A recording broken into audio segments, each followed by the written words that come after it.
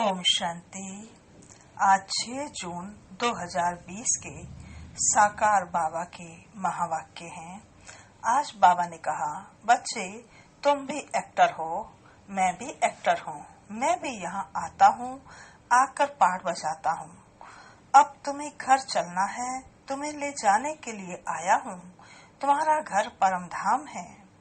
बाबा कहते, ये सूरज चांद सितारे जिनको सब देवता मानते हैं, ये देवता नहीं है। ये तो इस मांडवे की बत्तियां हैं, शोभा है, जो आपको सुविधा के लिए दी गई है। आज की मुरली में मुख्य स्वमान है। पहला, मैं आत्मा रूपी एक्टर पाठधारी हूँ। दूसरा, मैं संपूर्ण फरिश्ता हूँ। तीसरा, एक के साथ सर्व रिश्ते निभाने वाली आत्मा हूँ। चौथा, मैं विजय माला का दाना बनती हूँ। पांचवा, मैं आत्मा नॉन वायलेंस डबल अहिंसक हूँ। आज के महावाक्यों का सार है, मीठे बच्चे, इस बेहद के खेल में तुम आत्मा रूपी एक्टर पाठधारी हो। तुम्हारा निवास स्थान है स्वीट साइलेंस होम, जहाँ अब जाना है। बाबा ने प्रश्न पूछा, जो ड्रामा के खेल को यथार्थ रीति जानते हैं, उनके मुख से कौन से बोल नहीं निकल सकते हैं? उत्तर, यह ऐसा नहीं होता था तो ऐसे होता, यह होना नहीं चाहिए। ऐसे शब्द ड्रामा के खेल को जानने वाले नहीं कहेंगे। तुम बच्चे जानते हो, यह ड्रामा का खेल जो मिसल फिरता रहता है, जो कुछ भी होता है, सब ड्रामा में नोट है, कोई फिक्र की बात नहीं है। ओम शांति। बाप जब अपना परिचय बच्चों को देते हैं, तो बच्चों को अपना परिचय भी मिल जाता है। सब बच्चे बहुत समय देह अभिमानी होकर रहते हैं। देही अभिमानी हो तो बाप का यथार्थ परिचय हो, परंतु ड्रामा में ऐसे है नहीं। भल कहते भी हैं, भगवान गॉड फादर है, रचता है, परंतु जानते नहीं हैं। शिवलिंग का चित्र भी है, परंतु इतना बड़ा तो वह है नहीं। यथार्थ रीति ना जानने के कारण बाप को भूल जाते हैं। बाप है भी रचयिता, जरूर रचेंगे भी नई दुनिया, तो जरूर हम बच्चों को नई दुनिया की राजधानी का वर्षा होना चाहिए। स्वर्ग का नाम भी भारत में मशहूर है, परंतु समझते कुछ भी नहीं। कहते हैं फलाना मरा, स्वर्ग पधारा। अब ऐसे कभी होता है क्या? अभी तुम समझते हो, हम सब तुच्छ बुद्धि थे।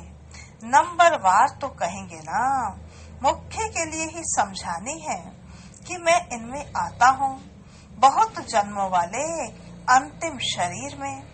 यह है नंबर 1। बच्चे समझते हैं, अभी हम उनके बच्चे ब्राह्मण बन गए। ये सब है समझ की बातें। बाप इतने समय से समझाते ही रहते हैं, नहीं तो सेकंड की बात है बाप को पहचानना। बाप कहते हैं, मुझे याद करेंगे तो तुम्हारे विक्रम विनाश होंगे।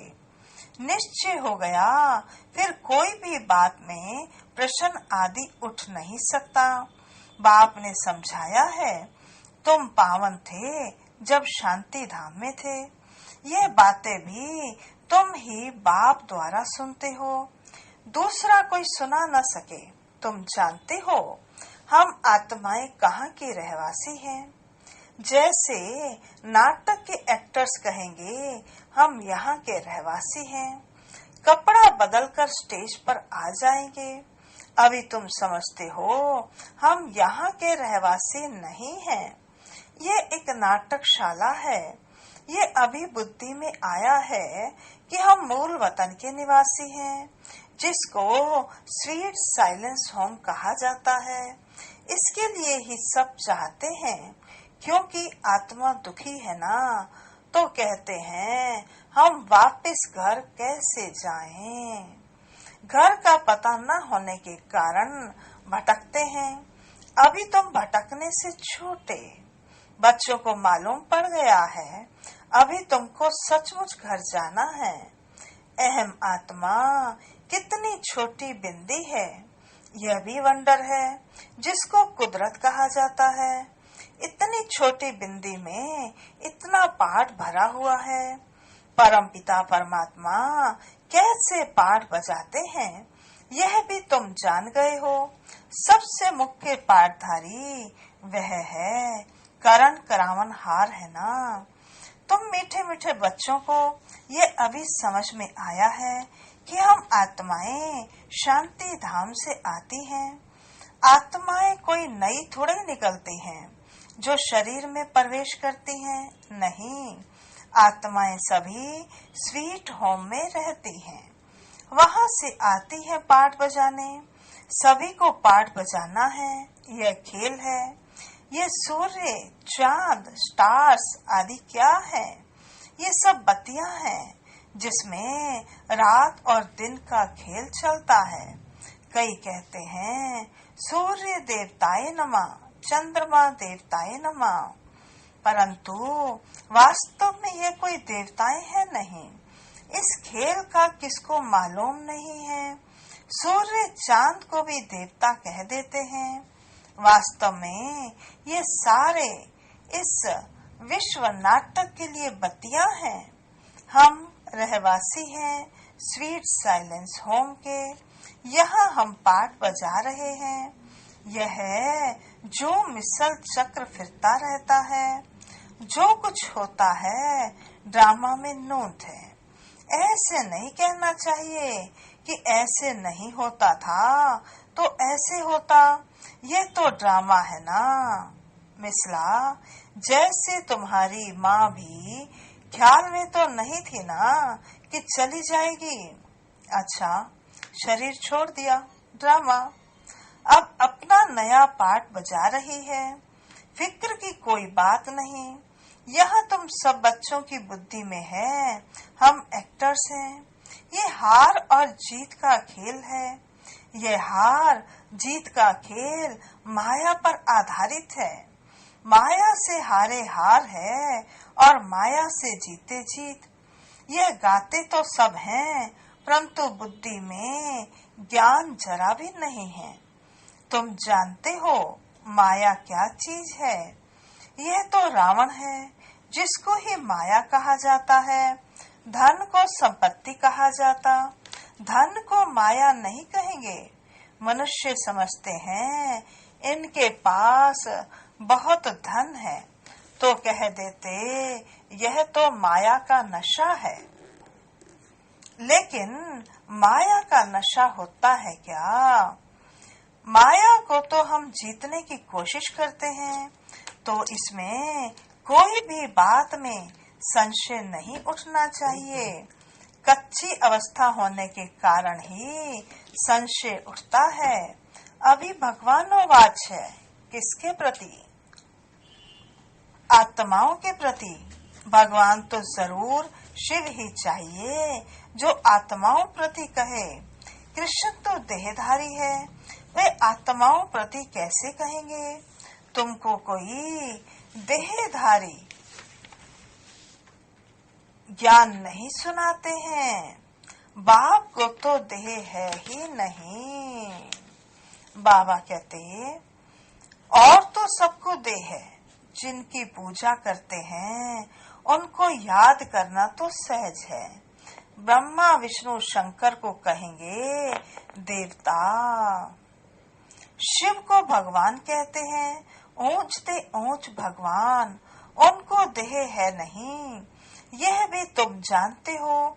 जब मूल वतन में आत्माएं थी तो तुमको देह थी नहीं, तुम आत्माएं थी। यह बाबा भी आत्मा है, सिर्फ वह परम है। इनका पाठ गाया हुआ है, पाठ बजा करके गए हैं, तभी पूजा होती है। परंतु एक भी मनुष्य नहीं जिसको यह मालूम हो 5000 वर्ष पहले भी परम पिता परमात्मा रचता आया था।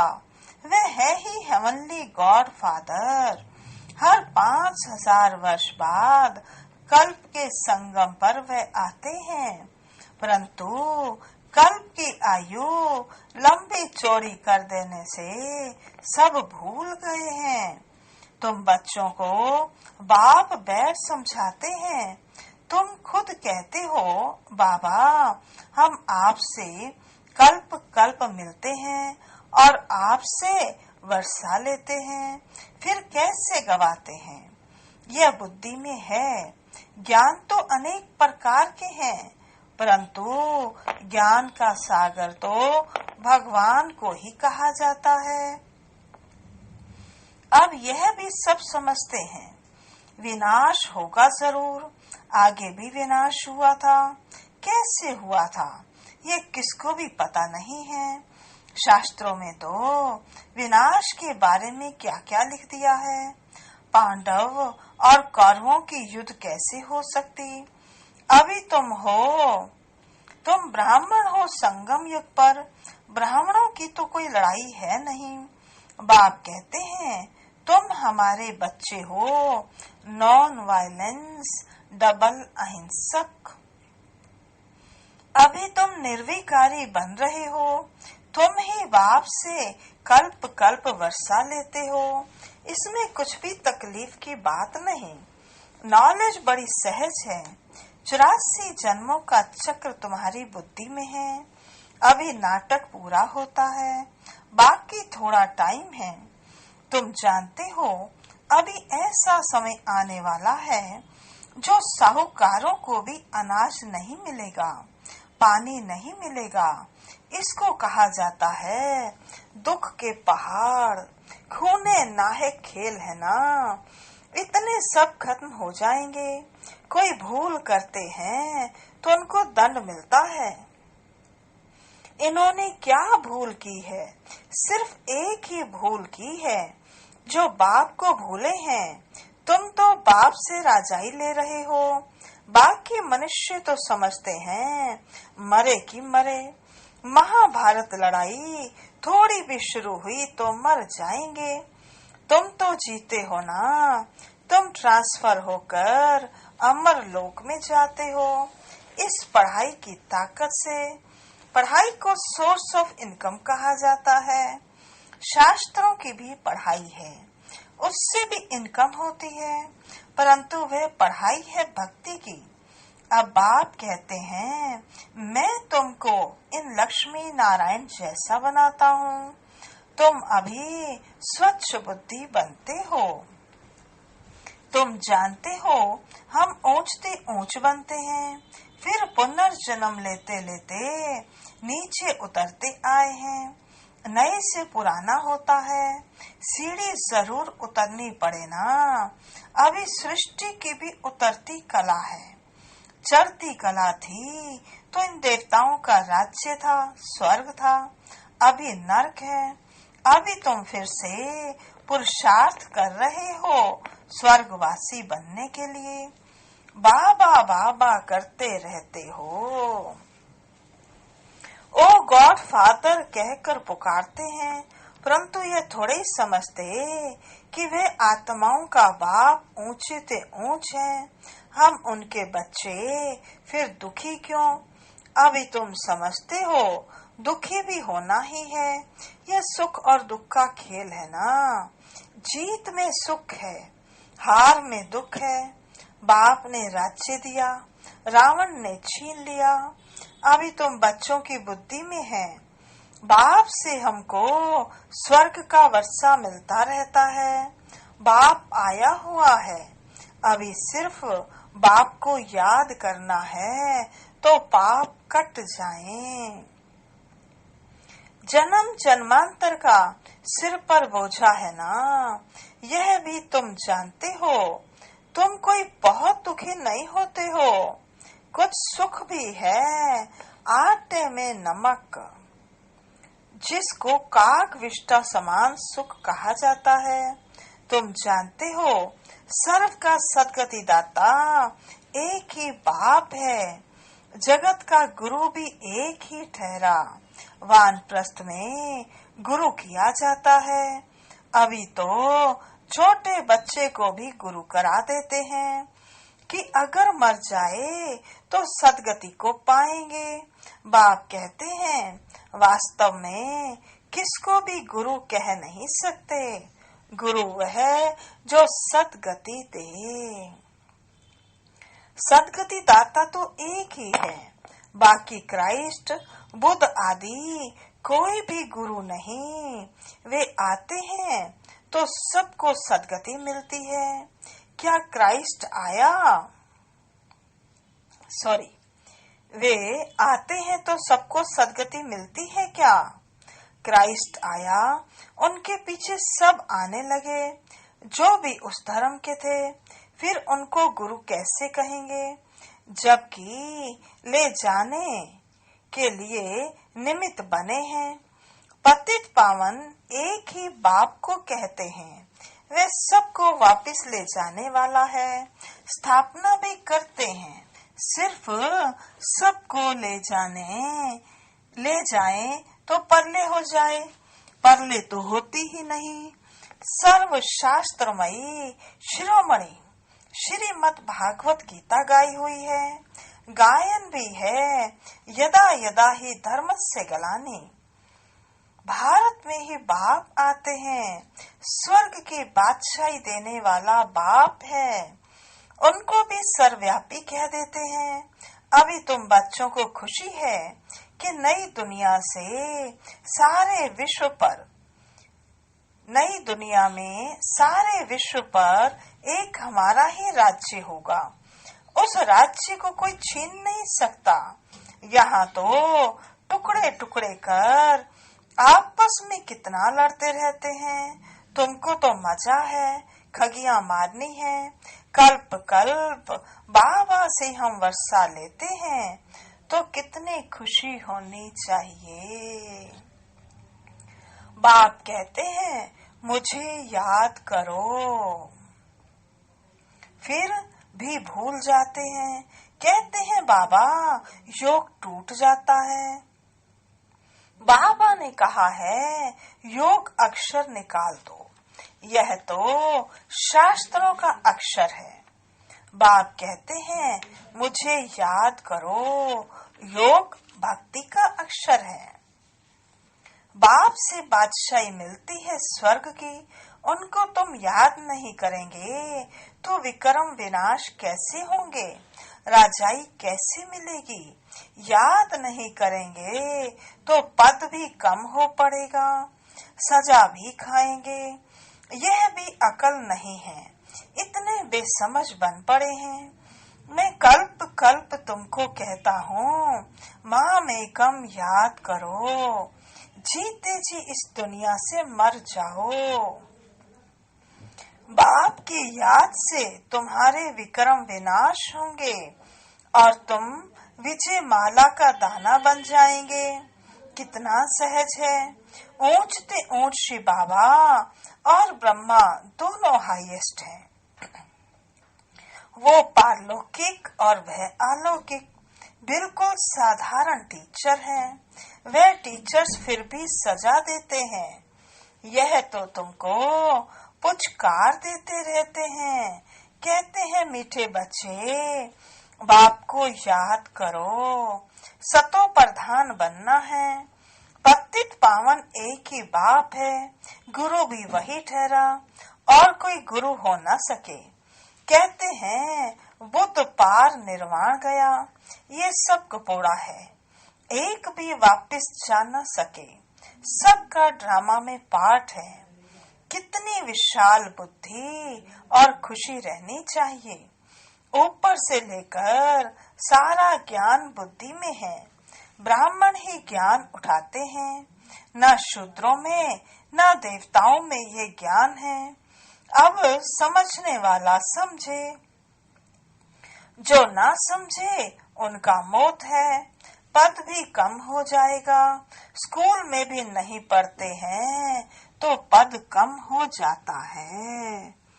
अल्फ बाबा बे बादशाही। हम फिर से अपनी राजधानी में जा रहे हैं। ये पुरानी दुनिया खत्म हो जाएगी। अच्छा, मीठे मीठे सिकिलदे बच्चों प्रति माता पिता बाप दादा का याद प्यार और गुड मॉर्निंग।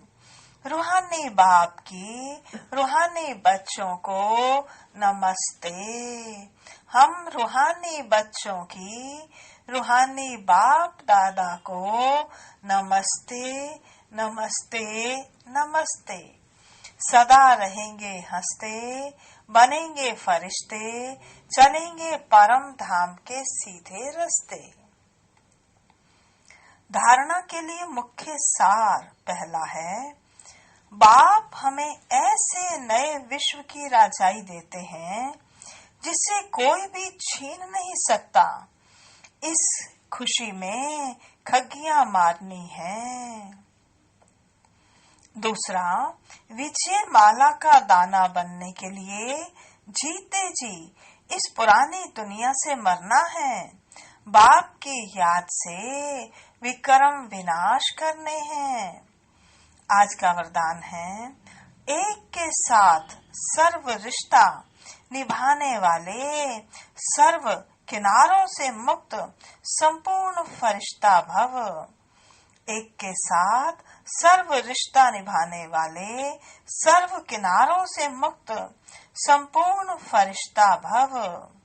विस्तार है, जैसे कोई चीज बनाते हैं, जब वह बनकर तैयार हो जाती है तो किनारा छोड़ देती है।